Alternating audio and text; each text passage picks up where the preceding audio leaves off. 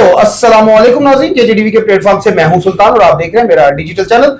नाज़रीन, जैसा कि आपको मालूम है, हर रोज एक नई खबर के साथ हम आपकी खिदमत में हाजिर होते हैं और आज जिस स्टोरी के ऊपर हम बात करना चाह रहे हैं वो है अलीमा खान साहबा, इमरान खान साहब की जो बहन है।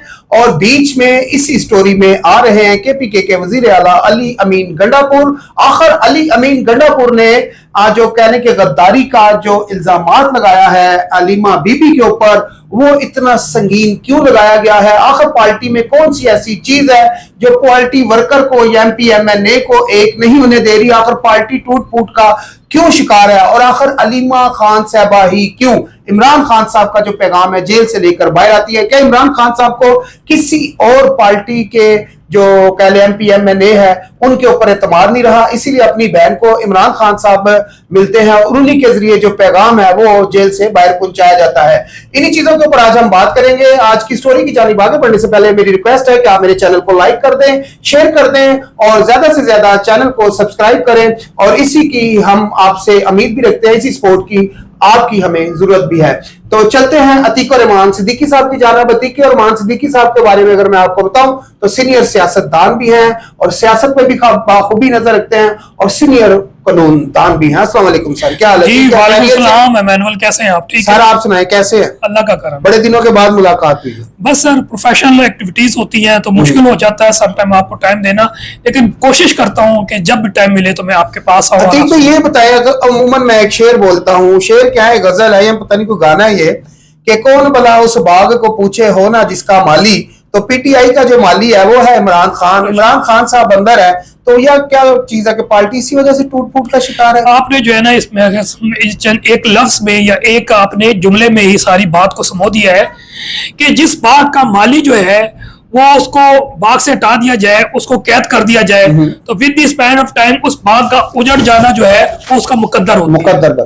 तो ये आप देख लें कि 3.5 साल पहले जो तबाही का आगाज हुआ था और इमरान खान साहब पे एक से एक मुकदमे, एक पर एक मुकदमे, और फिर अब कहते हैं कि मेरा ख्याल 200 से ज्यादा मुकदमे, और आगे भी मजीद मेरा ख्याल है जो हालात बता रहे हैं कि मुकदमे की बनाने की तैयारी की जा रही है ताकि इमरान खान को एक मुकदमे के दूसरे मुकदमे फंसा के ट्रायल किया जा सके।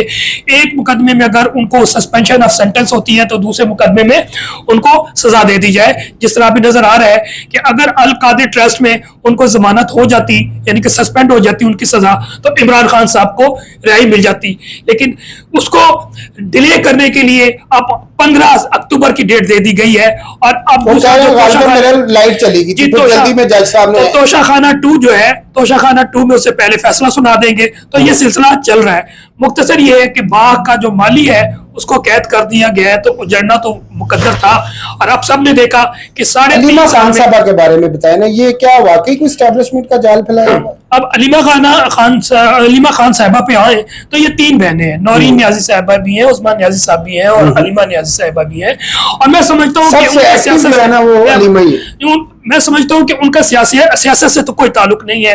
वैसियत बहनें वो मंगल को और जुमेरात को आती है। बहरहाल जो पब्लिक में आ जाए, इस टाइम अगर बात की जाए नातीक भाई, जो कह लें कि जो बयान बाहर लाती हैं, जो इमरान खान साहब का मैसेज लाती हैं, वो लीमा खान साहब ही ला रही हैं। अगर देखा जाए तो इस टाइम पूरी पार्टी का जो बयानिया है वो लीमा खान साहबा ही बाहर आके मीडिया पे बयान करती है और जितना भी मीडिया है वो सारा जो है लीमा खान साहबा को कवरेज कर रहा है। तो इससे आप ये नहीं कह सकते कि उनका सियासी कोई नहीं, मैं उस पर आना चाह रहा था।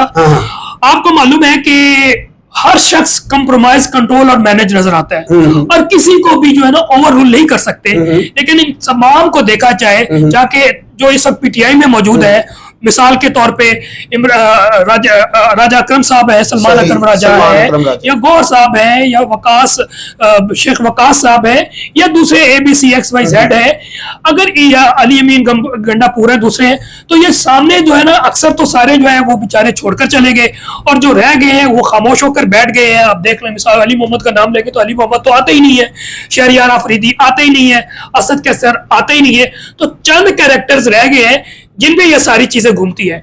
अब ये दुरुस्त बात है कि इस वक्त भी जो पाकिस्तान की सियासत है, इमरान खान की जो सेल है 8/10 की, उस सेल के गिर्द घूम रही है। तो सबसे ज्यादा जो है वो देखा जाए 4 कमरे दिए हैं इमरान खान। नहीं, बिल्कुल वो उसमें मुख्तलिफ चीजें एक ही सेल में बंद होते हैं। अगर उनको कुछ सामान दूसरे करने के लिए वो अगर इसमें आप बताना चाह रहे हैं तो प्रिजन रूल की मैं बताना शुरू करूंगा, तो ऐसा नहीं है, वो कंडेंट प्रिजन नहीं है।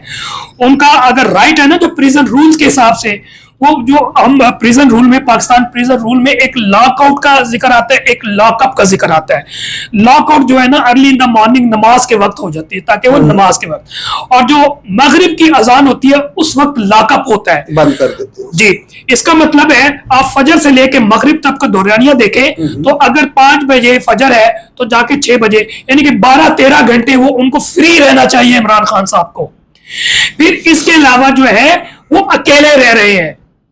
आप दूसरी तरफ ले गए हैं तो मैं अर्ज कर रहा हूं कि अकेले नहीं रहते, बहुत से प्रिजनर्स भी एक जगह पे रहते हैं, क्योंकि जो कंफाइनमेंट पनिशमेंट की जो थ्योरी है उसमें मुख्तलिफ किस्म की पनिशमेंट की थ्योरी है, उसमें कंडेम प्रिजनर भी आता है, उसमें जो है बैरक्स में भी लोग वो कैद होते हैं, उसमें रेट्रिब्यूटिव थ्योरी भी है। लेकिन सबसे ज्यादा खतरनाक जो थ्योरी, ये कॉन्सेप्ट है, वो सॉलिटरी कन्फाइनमेंट का है, और इमरान खान को सॉलिटरी कन्फाइनमेंट पे रखा गया है। ताकि मुझे ये बताएं कि जो अली अमीन गंडापुर ने इल्जाम लगाया वो क्या, मैं उस पे आने लगा था क्योंकि मुझे ले गए, मैंने कहा कमरे थोड़े ज्यादा ही अलीमा खान साहब कितने कमरे हैं, सॉरी अलीमा खान साहब के ऊपर जो इल्जाम लगाया गया, हर बंदे का राइट है कि दूसरे के खिलाफ बोले, राइट है। अब हमने असेस करना है कि बात क्या है। सबसे पहले अली अमीन गंडापुर को तरफ देखा जाए तो वो तो अब तकरीबन 99.9%, चाहे वो पाकिस्तान तहरीक इंसाफ से उनका ताल्लुक है या आम पाकिस्तानी, उनको पता लग गया है कि जनाब वो कंप्रोमाइज शख्स है, और वो कंपनी के इशारे पे जो बात करना होता है करता है, जिससे नहीं करनी होती वो नहीं करता। और मैं समझता हूँ वो कि मैं किसी को भी ओवररोल नहीं करता। देखिए अलीमा खान साहिबा के वाले से मैं आपको बताता चलूं, आप क्या समझते हैं कि जो अगर ये कंपनी का बंदा ना होता तो फिर ये भी मेरा ख्याल डाला जेल में होता, जितना ये मारता है, गंदी जुबान इस्तेमाल करता है गंडापुर। अभी पिछले दिनों में सहाफी को बुरा भला कह दिया। मैं 100% आपको कह रहा हूँ कि जितने भी जिन्होंने कंप्रोमाइज नहीं किया वो जेल में है या पाकिस्तान छोड़ के चले गए हैं, और जो भी यहाँ पर सियासत थोड़ी बहुत करते हैं उनको इजाजत दी हुई है कि तुम्हारी लिमिट्स है, ये करते रहो, जिसको आप कह ले शशका है। अदरवाइज कोई भी ऐसा शख्स फ्रंट पे आपको कोई नजर नहीं आता जो रहनुमाई कर रहा हो, जो लीड कर रहा हो, जो पाकिस्तान को पाकिस्तानियों के पास अच्छा होता था, खामोश होकर बैठ गए, कोई तहरीर चलानी। अलीमा खान साहबा के ऊपर उंगलियां उठती हैं, उसकी एक वजह यह भी है कि अभी चंद ही रोज पहले अलीमा खान साहबा के 2 बेटे गिरफ्तार होते हैं, उनको छोड़ दिया जाता है, रिहा हो जाते हैं। फिर कह लें कि अमूमन अडियाला जेल के बाहर से अलीमा खान साहबा को भी गिरफ्तार कर लिया जाता है और फिर 26 नंबर चुंगी पर लाके छोड़ दिया जाता है। तो जो वर्कर हैं जो आज भी जेलों में हैं, और जो कह लें कि जो MP MNA हैं और दीगर ऐसे लोग हैं जिनके ऊपर 9 मई के हवाले से केस बने हुए हैं, वो भी आज तक सजाएं भुगत रहे हैं। तो फिर अलीमा खान के ऊपर उंगलियां इसलिए उठती हैं कि तीनों माँ बेटे गिरफ्तार भी होते हैं और छूट भी जाते हैं, तो इसलिए अलीमा बीबी के ऊपर भी उंगलियां उठती हैं। इसका क्या इफेक्ट है? मैं फिर बार बार आपको, क्योंकि फिर रोक देते हैं मुझे, मैं उस तरफ आना चाह रहा था कि देखें, मैं अब अली अमीन का छोड़ देता हूं, अब मैं अलीमा खान की तरफ आता हूं। तो मुख्तसर ये है कि उनका राइट है, वो जाती है, मिलती है। अब कंपैरेटिवली अगर इस वक्त जो चंद चेहरे नजर आ रहे हैं जो कि अडियाला तक जाते हैं और मिल भी लेते हैं और बाहर आते हैं, तो लामाला हर शख्स कहेगा जो बहन या भाई या सिबलिंग्स होते हैं वो सबसे करीब होते हैं, तो उन पर ज्यादा ट्रस्ट किया जा सकता है। और पाकिस्तानी अवाम भी यही समझते हैं कि उन पर ट्रस्ट करते हैं। जब वो आती है और जो स्टेटमेंट देती है तो उन पर ज्यादा रिलाई करते हैं। तो ये तो एक ओपन सीक्रेट है कि जब वो आती हैं तो जो स्टेटमेंट देती हैं तो अवाम उस पर ज्यादा ट्रस्ट करते हैं। फॉर एग्जांपल गौर आएगा तो उसकी जुबान पे लोग यकीन नहीं करते, या सलमान अकरम आ जाएगा उसकी जुबान पे उस तरह यकीन नहीं करेंगे क्योंकि वो भाई नहीं है, और PTI से उनका कौन सा पुराना ताल्लुक है। तो मुख्तसर ये है कि अली अमीन गंडापुर खुद उन पे भी लोग इत्मीनान करते हैं। देखिए सफदर साहब प्रोफेशनल वकील हैं और माशाल्लाह हर केस का वो अच्छी खासी फीस लेते हैं, उनका सियासत से कोई ताल्लुक नहीं है। अच्छा। ना उसको हीरो बनाने की जरूरत है, और माशाल्लाह जिस रेफरेंस से आए वो भी उनकी भी बड़ी फीस गई है। मुख्तसर मैं उस पर नहीं जाना चाहता, वो एक प्रोफेशनल वकील है, और इस दौर में कोई वकालत का फन कोई नहीं है। आप किसी को भी खड़ा कर दें, इमरान खान को सजा देनी है तो सजा होनी है, ठीक है ना, जितनी मर्जी आप जिरा करें। बिल्कुल ऐसे ही है। और हम सारा, हमें भी एक्सपीरियंस देख रहे हैं सारा कुछ, तो बहुत सा मायूसी भी हो जाती है, लेकिन फिर कहते हैं कि जब जंग लाजिम है तो फिर लश्कर थोड़ी देखा जाता है, फिर चलना पड़ता है। तो मुख्तसर ये है कि सजा हो रही है। आपको मालूम है क्या, सलमान अफसर ने मेरा ख्याल 50 करोड़ मिसाल के तौर पर ले लिया है, तो क्या इमरान खान साहब को बाहर निकाल लिया है? आंसर है नो। तो कहने का मकसद है इमरान खान साहब को निकालना है ताकतवर तबके ने, और ताकतवर तबके से उनकी कंप्रोमाइज नहीं हो रही, और ताकतवर के तबके के पीछे दुनिया के ताकतवर तबके शामिल अच्छा, हैं। एक मेरा सवाल है आपसे, वो ये है, आपने कहा ताकतवर तबका, तो ताकतवर तबका जो है अगर देखा जाए तो हमारा जो सदर का एरिया है, GHQ का, और कह लें कासम मार्केट, अभी खबरें अफवाह भी ऐसी उड़ रही है कि यहाँ पर कोई जेल बनाई जा रही है, 40 से ज्यादा लोग जो हैं जो मुख्तलिफ शहरों से बुलवाए गए हैं, और उनको जो है कि इसकी जो सिक्योरिटी है वो दी गई है। ऐसी क्या हकीकत है इसमें, है कोई ऐसी? अच्छा, मैं इस बारे में तो नहीं जानता, लेकिन कानून में तो गुंजाइश मौजूद है, कानून को वैसे टिल्ट भी किया जा सकता है। तो कहने का मतलब जो आइन में हर चीज तब्दील कर दी जाए, तो कानून में या SRO में या रूल्स एंड रेगुलेशन में तब्दील करने का कितनी देर है? मिसाल के तौर पे पाकिस्तान में, पंजाब में जितने भी जेल हैं वो होम डिपार्टमेंट के अंडर काम करते हैं, और फिर IG प्रिजन के अंडर काम करते हैं। होम डिपार्टमेंट नोटिफिकेशन करता है। अब home department in person compliance with the government Punjab जब वो नोटिफिकेशन जारी करेगी, जनाब इस एरिया को हमने स्पेशल जेल डिक्लेयर कर दिया है, सब जेल डिक्लेयर कर दी है, तो नोबडी कैन स्टॉप इट। चाहे उसमें आप 2 बंदे रखें, 40 बंदे रखें, तो एवरीथिंग इज पॉसिबल। जिसके आपका जवाब मिल गया होगा कि जनाब कुछ भी हो सकता है, इमरान खान का उसको शिफ्ट भी किया जा सकता है। आपने चंद रोज पहले खबर सुनी होगी, मीडिया पे काफी वायरल हुई, कि जो सदर का एरिया है कासम मार्केट, यहाँ पर किसी जेल को बनाया गया है जिसमें लीमा खान और इमरान खान साहब को बंद किया जाएगा, और मुख्तलिफ शहरों से मुख्तलिफ ऑफिसर जो हैं वो यहाँ पर बुला लिए गए हैं। अच्छा, इस हवाले से मैं आपको एक और करता जाऊं, अलीमा खान के हवाले से, क्योंकि करीब रहा हूं थोड़ा, फिर मैं हट गया। अच्छा, लीमा खान खुद भी आजकल कह रही है हो सकता है मुझे गिरफ्तार कर ले। सर, किसी गिरफ्तारी तो किसी वक्त भी आप ओवरऑल तो कर नहीं सकते। वो समझ ले, ये जो लोग फिर रहे हैं एज ए ग्रेस फिर रहे हैं, आप जिस पे चाहे मिसाल को तो मुझे पकड़ ले, कौन को बॉडी के लोग स्टॉप एनीबॉडी। तो मुख्तसर ये है कि anybody can be arrested at any time. Pakistan की सिचुएशन है, तो जो भी जो है समझते हैं कि इस सिस्टम के अगेंस्ट बात कर रहा है या चल रहा है, तो वो तो हर वक्त एट स्टेक है। अब अलीमा खान के हवाले से मैं बात करना चाह रहा था कि मैंने सबको आजमाने की कोशिश की, अंदाजा हुआ कि ये सारे कंप्रोमाइज लोग हैं। अब अलीमा बीबी पे आते हैं, जरा आपने जिस तरह पहले कहा कि एक्टिव तो हो गई है ना होते भी समझ ले एक तरह का सियासत में मौजूद है, सियासत में मौजूद है, इसमें भी कोई शक नहीं है। अली बिन गंडापुर तो कह रहे हैं चेयरमैन बनना चाह रही है PTI। ये सब कहानियां, वो बन के क्या कर लेंगे, कुछ भी। अगर इमरान खान एक ही पैदा हुआ था, उसके अलावा कोई भी नहीं है। मुख्तसर ये का पाकिस्तान तहरीक इंसाफ को वो ये चाह रही है कि जो गौर साहब उनको उठा के तो मैं पार्टी नहीं, क्या इस वक्त अगर वो चेयरमैन आ जाए तो उनको क्या फायदा होगा? क्वेश्चन ये है ना। देखें, इस वक्त तो समझ लेता कि आग लगी हुई है, तो आग लगाने के लोग आग में छलांग लगाएंगे, आग से दूर भागेंगे, तो लोग जो बिल्कुल दूर भागेंगे।